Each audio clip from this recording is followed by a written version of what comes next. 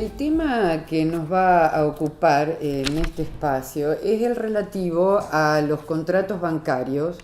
que por primera vez el Código Civil y Comercial de la Nación los trata en el derecho argentino.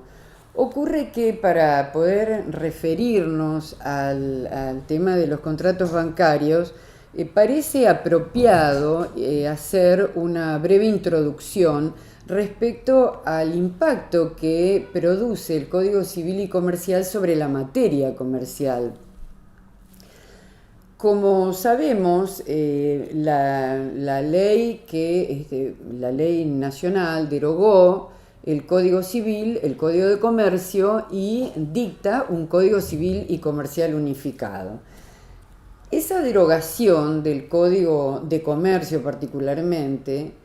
no implica un desmedro hacia la materia comercial. Por el contrario, desde mi punto de vista, entiendo que el derecho comercial conserva una total pervivencia dentro de ese código unificado,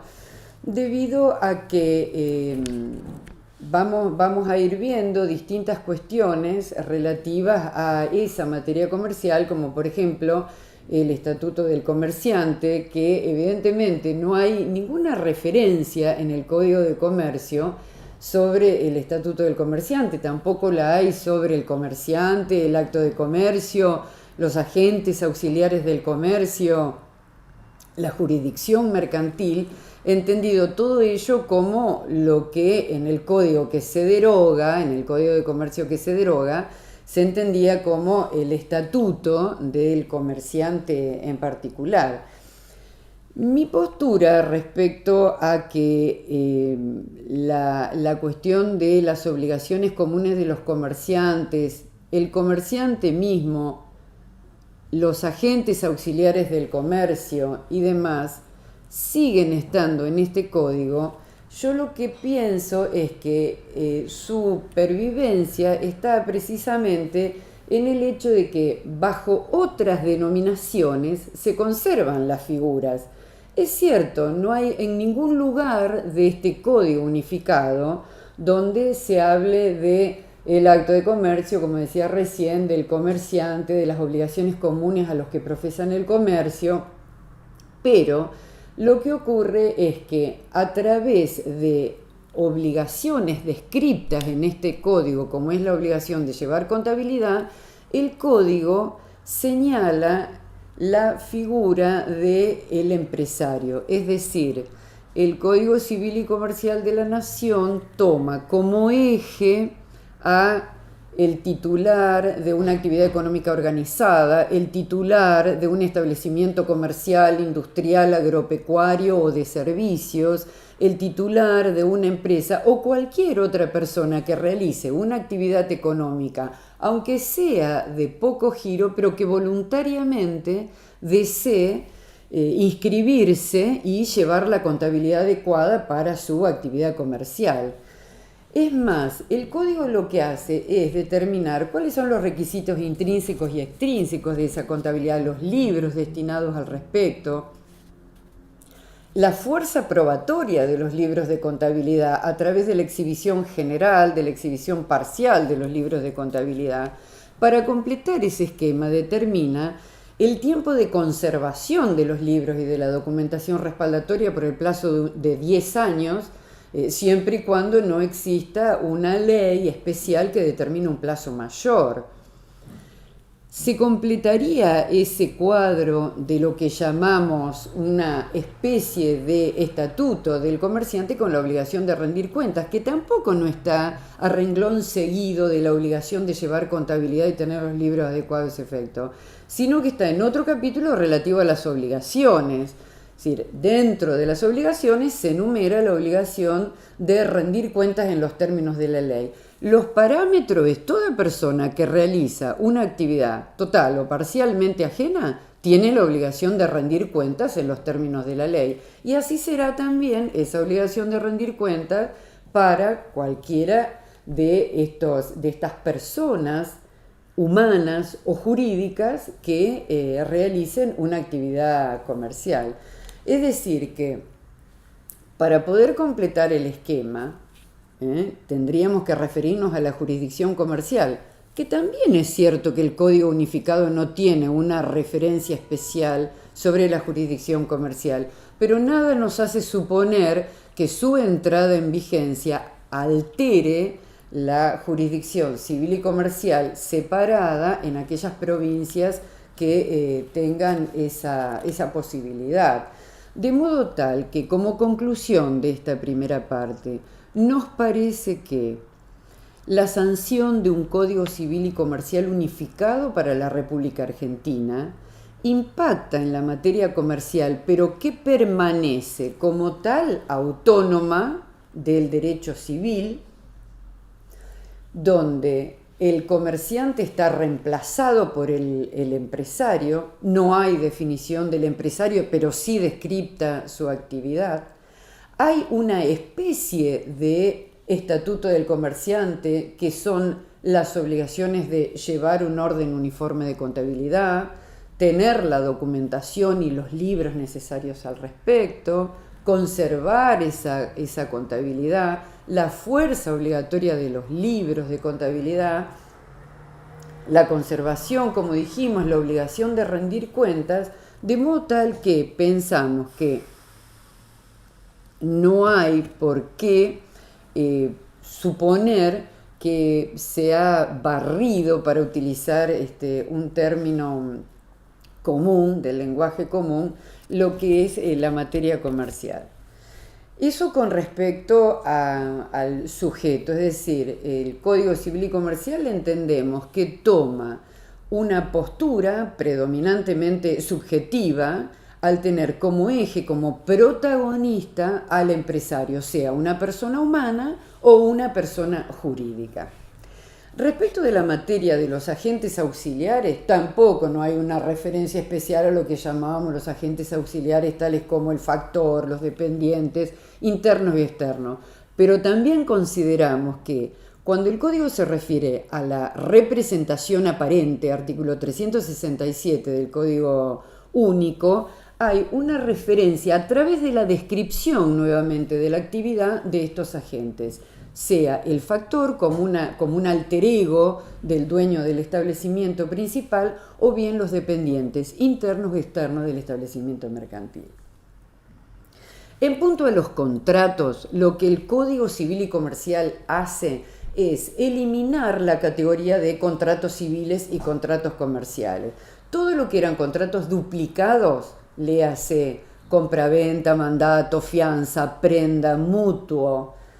etcétera, quedan dentro del ámbito del derecho civil, son ahora contratos civiles, quedando para el ámbito comercial solamente los típicamente comerciales, los que ya estaban en el código, como por ejemplo el caso de la cuenta corriente. Ahora ya no vamos a hablar más de cuenta corriente mercantil, el código directamente la llama contrato de cuenta corriente, el transporte,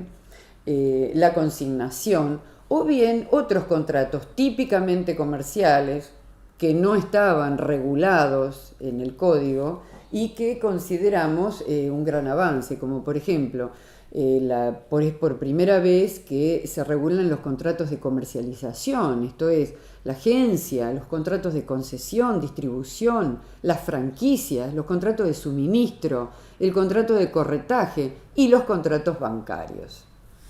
a los que me voy a referir luego en forma un poco más detallada. Pero siguiendo con este panorama general relativo al impacto que el Código Unificado produce sobre la materia comercial, no quiero dejar de destacar que a su vez se regula por primera vez los títulos valores.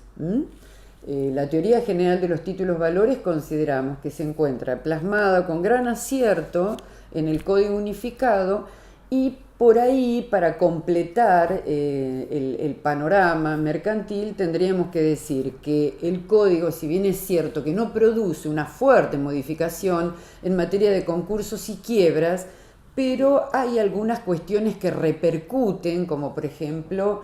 repercuten en la ley de concursos y quiebras, que mantiene su vigencia, cuestiones relativas a los sujetos concursables, debido a que, por ejemplo, la Ley General de Sociedades incluye otros sujetos. Repercute también en el tema de los socios con responsabilidad ahora simplemente mancomunada, y hay algunas cuestiones relativas a los privilegios que están contempladas en el Código Unificado con impacto dentro de la ley concursal. Lo que podríamos decir como corolario respecto de las leyes comerciales es que, inclusive expuesto en forma clara, el Código Civil y Comercial entiende que hay muchos microsistemas que van a quedar absolutamente vigentes. Me refiero concretamente a leyes comerciales tales como la Ley de Transferencia de Fondo de Comercio, la Ley de Warren, la Ley de Prenda con Registro, la Ley de Cheques, de Letras de Cambio y Pagarés. Bueno, solamente por citar alguna de ellas.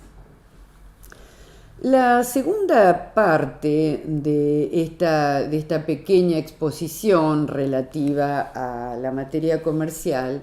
es lo que refiere a contratos bancarios. Como decía en la parte general de la exposición, por primera vez la República Argentina codifica los contratos bancarios. Creemos que con gran acierto, creemos también que es debido a la generalización de la actividad bancaria. Todos decimos, los argentinos ahora estamos bancarizados.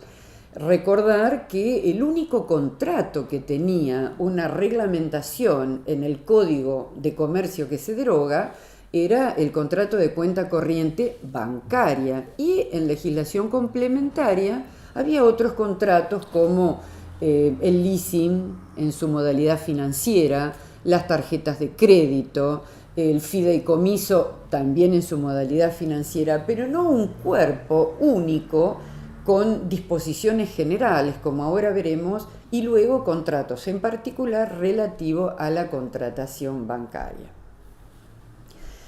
Bueno, están tratados en el capítulo sobre los contratos. A partir del artículo 1378, el Código Unificado se refiere a los contratos y los llama bancarios.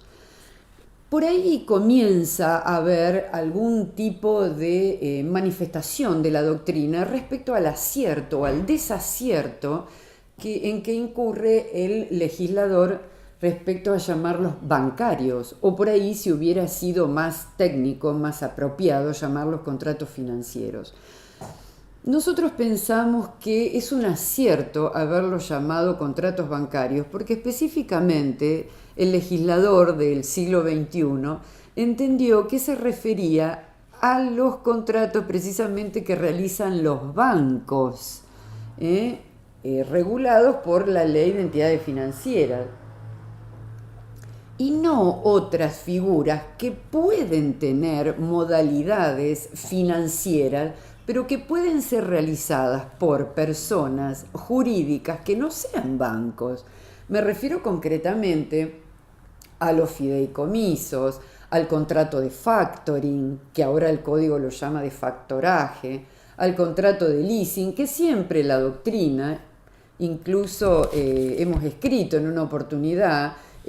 algunas líneas acerca del contrato de leasing financiero, tomándolo como un esquema dentro de las figuras financieras. No es esa la línea que el Código Unificado toma ni en el contrato de factoraje, ni en el contrato de leasing, ni en el contrato de fideicomiso. Lo llama contratos bancarios, repito, con acierto, están las explicaciones en la exposición de motivos del Código Unificado. Luego de ese título, el código denomina disposiciones generales y divide en dos parágrafos. El primer parágrafo lo llama transparencia de las condiciones contractuales y el segundo parágrafo contratos bancarios con consumidores y usuarios. También nos parece un acierto reafirmar la postura de la transparencia de las condiciones contractuales. hay una serie de artículos, no más de 5 o 6 en este primer parágrafo, en donde se destaca que lo primero que tiene que hacer el banco es ubicar la operatoria, si se trata de una operatoria bancaria en cartera de consumo o en cartera comercial. Depende cómo lo determine la reglamentación de la autoridad de aplicación, que en este caso es el Banco Central de la República Argentina. Sin perjuicio de eso, queda muy claro en el código que independientemente que el Banco Central determine que se trata de un contrato en cartera comercial o de cartera de consumo, dependerá inclusive de lo que la calificación que se realice en el contrato en particular. Bueno, después se determina que el contrato en cuanto a la forma siempre tiene que ser por escrito, otro gran avance. Esto tiende siempre a una postura tuitiva respecto del débil de esta relación, que es el cliente bancario, que las operaciones traducidas en contratos sean instrumentadas por escrito y a través de algún medio, aunque sea electrónico, pero que permita obtener una copia para el cliente bancario. Bueno, todo eso se vuelve a reafirmar en una forma muy detallada en artículos relativos a lo que es la información que el banco debe dar a su cliente. En el parágrafo relativo a contratos con consumidores y usuarios, incluso independientemente del capítulo que tiene el código relativo a contratos de consumo dentro de lo que son las relaciones de consumo, vuelve el código unificado a hacer una referencia muy particular cuando se trata de contratos realizados con consumidores y usuarios bancarios. Inclusive parece una cosa por ahí muy novedosa. El código unificado le obliga al banco a incorporar ejemplos representativos de la contratación que va a realizar y además, por supuesto, las pautas, ¿no es cierto? Establece lo que se llaman obligaciones precontractuales, que todo tiene que ver con una información suficiente sobre la operación, los intereses, distinguir claramente si se tratan de operaciones activas o pasivas. Recuerdo simplemente que hablamos de operaciones pasivas cuando el banco resulta deudor de su cliente. Esto es en el caso en que el crédito se transmita del cliente hacia el banco. Entonces el banco cobra en ese caso intereses a tasas pasivas. Caso típico de ello, después ya lo veremos en los contratos en particular, son las operaciones de depósito. Y contrariamente, dejar aclarado cuando el banco cobra intereses a tasa activa que se refieren a las operaciones activas. Esto es cuando el banco resulta acreedor del cliente. Caso típico serían las operaciones de préstamo, con más otras de extensión de crédito que el banco realiza a su cliente. En la sección siguiente a lo que estamos diciendo respecto de las disposiciones generales sobre los contratos bancarios, el código comienza por citar casos de contratos en particular. Cita 7 contratos, comenzando justamente por lo que decíamos de las operaciones traducidas en contratos pasivos. Por eso empieza con los depósitos. El depósito en dinero y luego las dos modalidades como depósitos a la vista y depósitos a plazo. El código en 3 artículos resuelve el tema del depósito bancario, dejando claro, por otra parte, que está totalmente diferenciado de lo que es el contrato del depósito con sus modalidades regulados como depósitos civiles. A continuación se habla de otro contrato pasivo también, que es la cuenta corriente bancaria, sin perjuicio de considerar que como el modo normal en que opera un contrato de cuenta corriente bancaria es a través de depósitos a la vista realizados por un cliente, es por esa razón que decimos la cuenta corriente bancaria es un contrato ubicado dentro de los contratos pasivos para el banco. Bueno, es bastante detallista el legislador cuando trata este contrato de cuenta corriente bancaria, quizá porque sea la operación normativa por excelencia la que nuclea toda la operatoria entre un cliente y un banco. Lo que sí también resulta novedoso es que no se introduce como una cuestión esencial en la cuenta corriente bancaria ni el servicio de caja ni el servicio de cheque, porque claramente en el artículo 1393 el código dice que, bueno, habla del contrato de cuenta corriente, lo define, cosa que no hacía el código derogado, y dice, y en su caso a prestar el servicio de caja, lo que nos hace suponer que puede no tener servicio de caja. Parece un poco llamativo, ¿verdad? Porque el servicio de caja es de alguna manera la esencia del contrato de cuenta corriente bancaria. Y lo mismo ocurre con el llamado servicio de cheque o pacto de cheque, que puede no estar en la cuenta corriente. Lo que ocurre es que si está el servicio de cheque, el banco está obligado a entregarle al cuenta correntista, ya llamamos así a esta parte dentro del contrato, un formulario de cheques.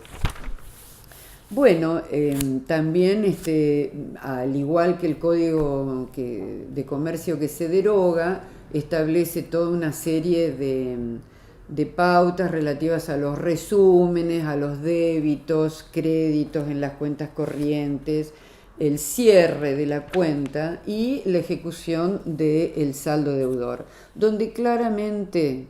lo vemos también con un acierto que se puede otorgar un certificado de saldo deudor con fuerza ejecutiva y que necesariamente tiene que tener el día del cierre de la cuenta, el saldo a esa fecha y el medio por el cual las partes se enteran, toman conocimiento del cierre y el saldo. También, como una cosa nueva, se establece que ese saldo ya no va a tener que estar firmado por el contador y otra firma autorizada dentro del banco para que tenga fuerza ejecutiva. Acá el código claramente dice que tiene que estar firmado por 2 personas apoderadas del banco mediante escritura, es decir, esas personas tendrán que ser representantes del banco. Podrá ser el gerente o no. El código no aclara, dice que tienen que ser 2 personas cuyo apoderamiento hubiera sido realizado a través de una escritura pública, determinando las condiciones que dijimos recién. Luego, a continuación, se establece el contrato de préstamo y descuento, los dos dentro del mismo parágrafo, no tiene mayor razón de ser, un artículo para cada uno para el préstamo y otro para el descuento bancario. En el parágrafo siguiente se habla del contrato de apertura de crédito, donde sí ya se dedican 3 artículos a este contrato, en donde podríamos resaltar que el objeto de la figura ya no es el dinero, como en el caso del préstamo, sino la disponibilidad del dinero. Por eso se dice que la esencia del contrato de la apertura de crédito es el crédito mismo, la posibilidad para el cliente del banco de contar con la caja del banco por un tiempo y por un plazo determinado. Bueno, da algunos detalles.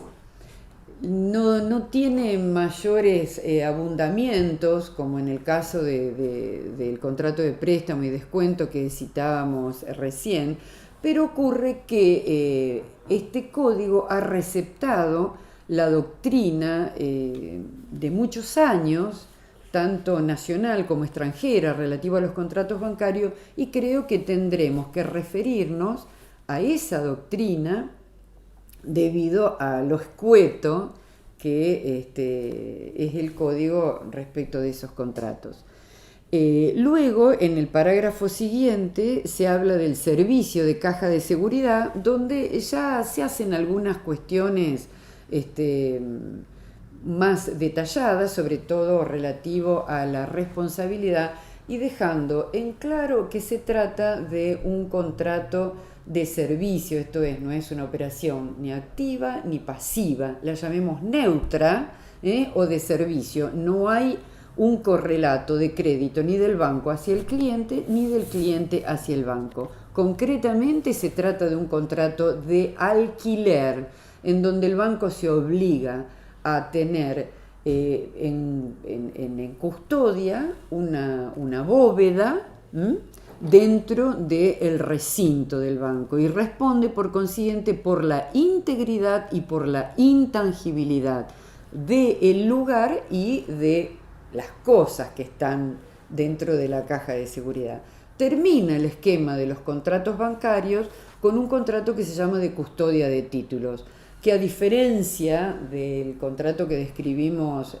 recién de cajas de seguridad, en el caso de las custodias de título, es una administración de títulos, pero una administración dinámica, activa, en donde el banco se obliga a realizar todos los actos tendientes a la conservación de los derechos a los que hacen referencia los títulos que él tiene bajo custodia y es responsable por eso. Bueno, este esquema que estamos citando, decimos que deja fuera otras figuras que ya la doctrina había señalado como